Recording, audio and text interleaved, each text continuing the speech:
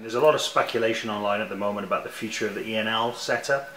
In particular, I think the ENL one side and talking about progression of people like Adam Harding and Ben Davis onto the Devils. What is the situation with the ENL teams at the moment? Can you tell us about that? Yeah, we're looking at that. I have issues with it in terms of where we currently sit financially and how we progress our players going forward. I'm very keen to introduce an academy. It's something that I feel we need to do personally. I've had huge discussions with G over this in terms of how we do that. I think the way that we should be recognising talent at a younger age. We should be holding their hands through a 3, 4, 5, 6 year process, and we should ensure that we don't lose those players, or those players don't, should we say, take the wrong path because we're not sort of taking care of those guys. So I think we could end up with a much better type of player if we can pick them up 3 years earlier and educate them and take a more professional attitude with those players. So the investment in terms of the youth is going to be significantly greater. There's also huge demand for us to grow our under 10s, and that's been where we've seen some decent growth this year. I'd like to see a younger age group again, because the problem is if you end up with 40 kids at under 10s, ranging from under 5s to under 10s, that's tough. We need to maybe think about an under 8s potential setup. Our pressure is ice time. It's a case of priorities, and it's also a case of funding. You've got to remember most of the ENL 1 teams, that is their main team. We have got the elite side is our main team, and a fully professional team, where we don't have a fully professional ENL 1 team. And so it's a case of being able to afford to do it. It's a case of being able to have the ice time. It's being able to expand the demands of the lower age groups, and it's also a case of being able to make sure that our talent comes through in a more controlled fashion. And if we can answer all of those things and manage to come up with an ENL 1 team as well as an ENL 2 team, I don't want to lose those teams. But at the same time, we've got to be realistic, and we've got to make sure that we can, we're not going to do things at this club anymore just on the basis that people think we should do them. It's got to make financial sense as well, and we've got to build for the future. And I'm pretty confident we'll have a ENL 1, ENL 2 team 3 to 5 years from now. The question is, what do we do between now and the next 2 years?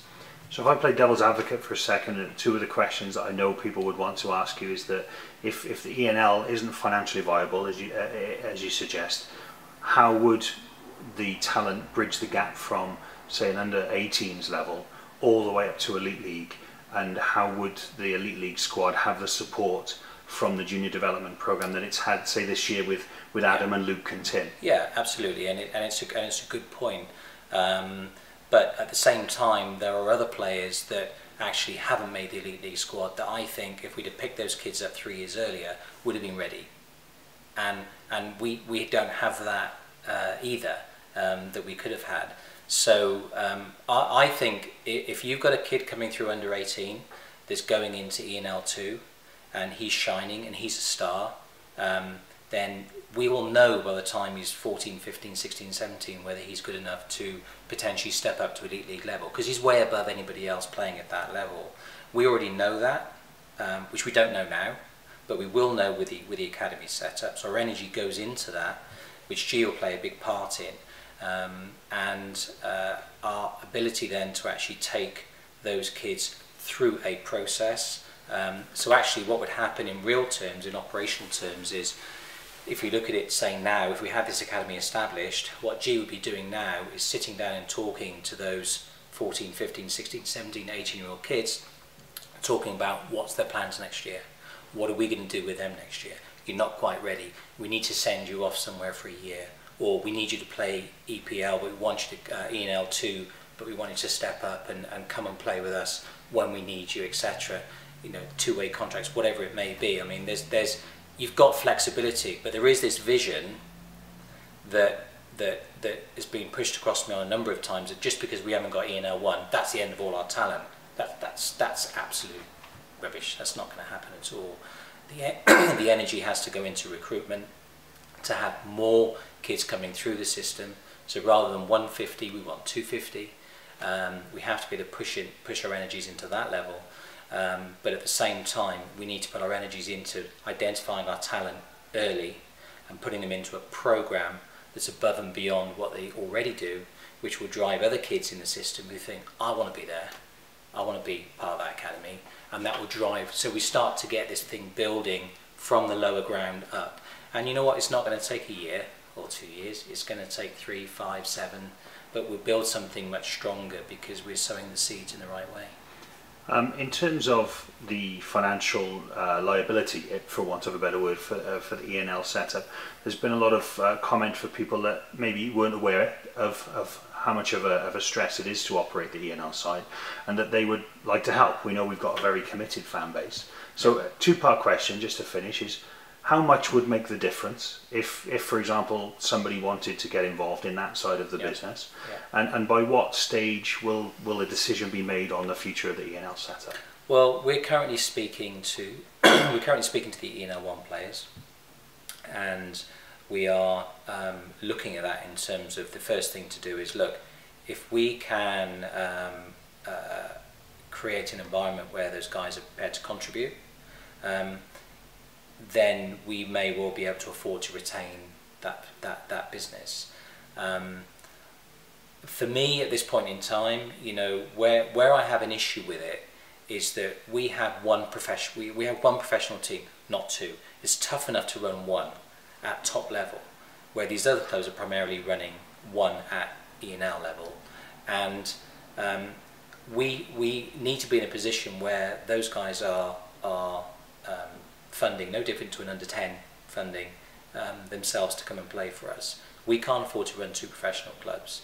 If somebody wants to come in and you know, is prepared to put 30k in to take an ENL1 team under our remit, working with G, etc., then that's something that we will look at. Is that the kind of numbers that we're talking about to make it sustainable? If we're realistic, because ENL1, they want to go on a coach. ENL1 is still travelling. It's a costly part of what we do. We've got guys that, you know, are paid. You've got guys who aren't paying subs, etc. You know, there is a cost in running all of that. All of that comes. There's all the ice time to pay. There's the officials to pay. There's very little sponsorship. Crowds are sort of at 100, 150 most of the time. So, you know, we're funding that, and what we're actually doing by funding that is we're actually pushing the price of the kids, which is where our real bread and butter comes from, who can't afford to play because suddenly it's 60, 70, 80 quid a month to actually, you know, train and play games. What we need to be doing is being smarter in terms of the charity and looking to suppress the cost for the children to make that more viable for them to come in and play. And if we do that and suddenly we've got 250 to pick from, where will we be in 5 years' time with an academy? You know, my argument is, if you take a Luke Pickett now, if he'd have been through our academy system for 4 years, then I think he will be a better player by the time he gets to ENL2, which by the way will be ENL1 then, because of course we're bringing that talent and raising the bar all the time.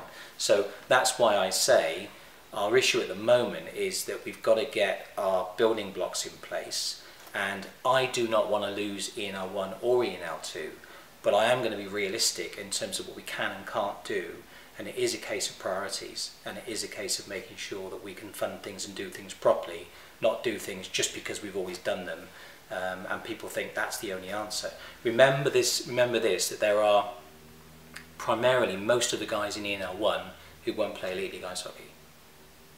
And those guys we're funding at the cost of kids who have to pay more money. So that's the flip side of the argument. And the question is, does that mean we'll lose kids coming through into Elite League? No, it won't. It won't make any difference at all in terms of what we're doing. If I throw the spotlight on you then for just one last tough question on the ENL. I think everyone would agree that it would be great to have an academy set up that would develop slightly more, for want of a pun, a more elite group within the junior setup, and make sure that we don't lose any talent for the future. I think everybody wants every club in Britain to look more long term. However, if it's going to take a couple of years, because we know that Cardiff is a club that has to be tight with its budgets for the Elite League level, if it took 3 or 4 years, where would that shortage of talent come from? For example, last season, without the ENL side, how would you have seen our season ending without the additional injection of those players? Well, if we lose the ENL, so for example, if we've got guys coming into the side this year on full-time contracts who've come from this process. So we're already in a much stronger position because we've had that setup. And like I said, I don't disagree that it's the right way to go. But there's, it would be right for me to fly a helicopter to work every day to save me time to be more hours in the office. But you know what? It's not practical because I can't afford to do it. And it's the same thing. There's lots of things we'd like to do, but it comes down to we have to be commercial in what we're looking at. And at this point in time, it's a case of priorities. Is it running an ENL team? So we might have a couple of guys next year come through, or might not. But what I do know is we'll have 15, 20 guys that we're funding to actually run this particular club where they're going off. I mean, there were times this year where we had 12 guys going on coach to Invicta to get thumped in a game for what actual benefit, other than, of course, the quality that's come through at that level. Now, the question is, will we lose that if we don't have ENL 1? I don't think we will, because we will know what that talent is, and that talent over ENL 2, under 18 level and under 16 level, and even under 14 level, is going to get a lot more support this year, and a lot more interaction and engagement with professional setup, so they are better ready when they do come through. And that's how it will work. But it means that we can actually afford to focus our attention, because don't forget, this is the thing that people forget. We've got in that room Brent Pope, okay, who basically single-handedly runs everything in terms of the DCF and supports the club as well. And we've got Mark Cudahy, who's not really been on the scene because of personal issues, and now starting to come back on the scene. And then we've got a back office admin team that pretty much is engaged full-time of only a few people. And so there's also the issue about resource. And when I say resource, it's not just financial resource, it's physical operational resource. It's the time to be able to apply yourself to do all these things, because we're effectively running, several clubs when you look at all the different teams that exist. So it is difficult, and we have to be realistic, and I'd rather run less clubs professionally and better and get a better return out of it in terms of quality than actually run more and actually see that impacted. And I've got a very open mind on it. We've had discussions and meetings on it. The discussions have been very much along the lines of we will talk to the ENL 1 players, we will see what their view is, but ENL 1 for us is not a professional club. We have a professional club. ENL 1 for many other teams in ENL 1, that is their professional outfit. So they can afford to do what they do. And they get their 400, 500, 600, 700 people watching it. We don't get that. These are our reserves that effectively we're talking about, that nobody wants to lose, but at the same time, it can't be treated the same as a professional club, because we can't run 2, we can only run 1. And that is our issue. So the decision will be made for us, excuse me, by the attitude of the ENL 1 players in terms of what they want. And I think probably what you'll find is some will be unable to assist, some will not want to assist, some will want to go elsewhere, and some will be happy to play ENL 2. So I think worst case scenario is we end up losing ENL 1, but we'll have a very strong ENL 2 team with ENL 1 players in it, which would actually be quite a nice bed to bring people through as a stepping stone, working with players, competing at the top of ENL 2, which is what we should be doing with that level of ENL 1 players, but with an academy alongside, and being financially better off to be able to focus and support and grow and invest in building our DCF. And that's sort of as I see it at this point in time, and that's just hard fact.